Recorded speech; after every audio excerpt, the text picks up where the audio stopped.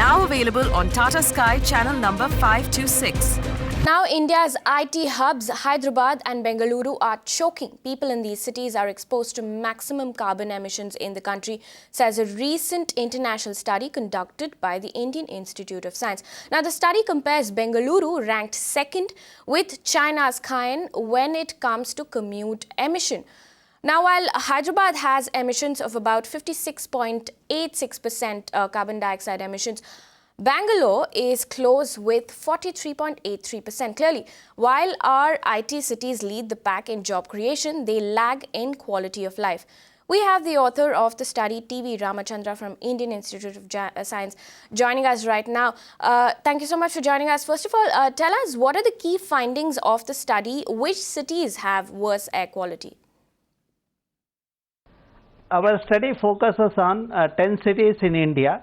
Among the 10 cities, we noticed that the transportation sector emits higher in Hyderabad and Bangalore to the order of about 56% and 43% respectively. The main reason for the Bangalore and Hyderabad are in the forefront is due to the lack of appropriate public transport, while the other cities seems to be doing slightly better, which has the public transport system. So, for us to bring down the emission in the transportation sector in Bangalore or Hyderabad, we need to improve the public transport in the form of the metros and also the monorail, and if possible dedicated the bus service system. And second thing in Bangalore is the public transport is neither economical nor user friendly. We need to make it more economical. All right. Through the study, of course, you've studied Bengaluru extensively. Tell us, which areas within the city have high levels of carbon emissions? Well, when we look at the Bangalore, wherever the traffic junctions where people spend longer time, we have noticed that there is also higher emission. So, it could be Ananda Circle and it could be Electronic City. You see that, and also if you look at the outer ring road near Kammanhalli, you see the higher emissions. So these are all because of the higher the vehicular density and also the consequent increase in the CO2 emission in the air. All right. How grim is the situation in Bengaluru really? Would you say now that the city has become unlivable? City is unlivable. If you go by any criteria, increasing the greenhouse gases or lowering groundwater table, you see that the 40% of our water requirement come from the groundwater. Now that groundwater is contaminated, and also the water table has gone down to 1200 to 1500 feet. In the regions where 1200 to 1500 feet, you will see the water is contaminated because the trace elements in the geological strata have already contaminated the water. So the people are consuming a contaminated water. When we move around, we also consume the contaminated air.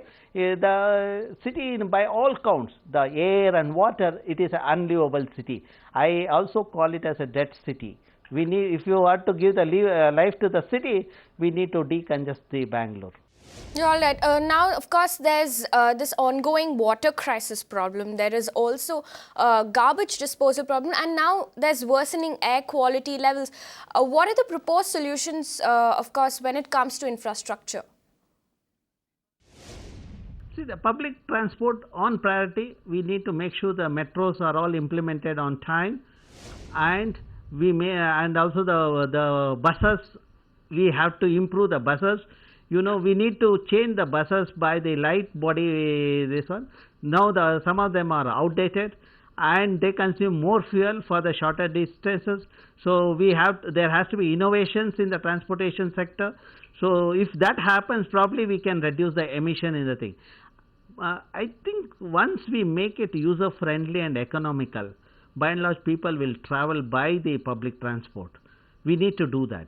Even if the government has to spend some money on those things, I would say it is worth doing it than contaminating the air and make the people to pay for it.